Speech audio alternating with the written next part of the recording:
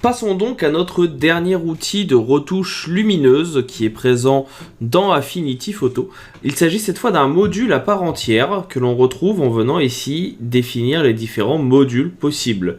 Vous avez le Liquify, vous avez le Tone Mapping et celui qui va m'intéresser ici c'est le Develop Persona qui, comme son nom l'indique, va permettre de venir développer une photo comme on le faisait avec de l'argentique. Vous retrouverez dans cette interface différents outils et surtout des outils de correction, des outils de pinceau qui vous permettront de venir définir par exemple une zone à corriger. Donc là par exemple le visage. Et cela va permettre que quand je vais venir retoucher un élément, ça ne soit visible que sur la zone que j'aurai peint. Vous y retrouverez des options que vous connaissez maintenant, telles que l'exposition, sur laquelle on va pouvoir venir augmenter ici la luminosité. En plus, je vais pouvoir venir peindre à tout moment pour venir augmenter par endroit. Le point noir qui va permettre de venir augmenter ou non les effets de sombre. Et l'option de luminosité que vous connaissez maintenant aussi. À savoir également, si vous voulez supprimer un élément, vous pouvez venir prendre la petite gomme en dessous pour que ce que vous avez superposé ne soit plus visible. C'est également possible. Vous pouvez modifier la taille de votre pinceau et la dureté en haut, ça peut être assez utile. En termes de paramétrage également, vous avez la possibilité d'utiliser un dégradé pour venir définir par exemple que vous ne voulez éclaircir que le côté droit. Et de cette façon, vous voyez que c'est ce qui est superposé qui sera éclairé et modifié. Ça permet de retravailler votre photo comme vous en avez envie. Vous pouvez retravailler ensuite les contrastes, ici de votre photo, pour assombrir ou non.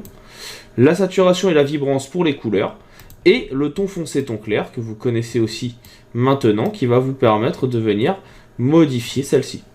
Donc ça va assez vite, c'est plutôt simple à prendre en main, et assez facile. Vous avez d'autres outils, les retouches d'objectifs, de détails ou de ton, que vous pouvez également utiliser. Là par exemple, je vais revenir à 0, donc on va venir annuler notre retouche. Et de cette façon, si je ne rentre aucune donnée, vous pouvez voir également que dans les options de ton, vous retrouvez courbe, que vous connaissez déjà, qui vous permet de retoucher votre photo globalement, et non plus juste à certains endroits. Donc c'est également une des possibilités qui vous est offerte.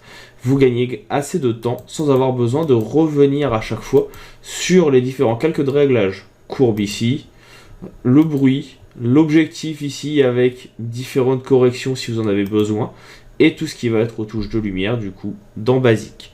Donc ça c'est quelque chose qui est assez intéressant à connaître et qui est non négligeable.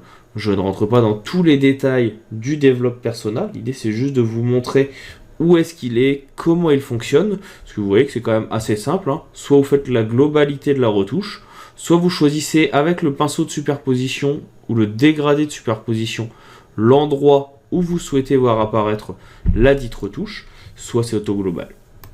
Dans le même temps, vous avez à côté aussi, et ça c'est juste pour la petite anecdote, ce qu'ils appellent le Tone Mapping, qui va permettre de venir en fait prendre des options qui sont préenregistrées de retouche.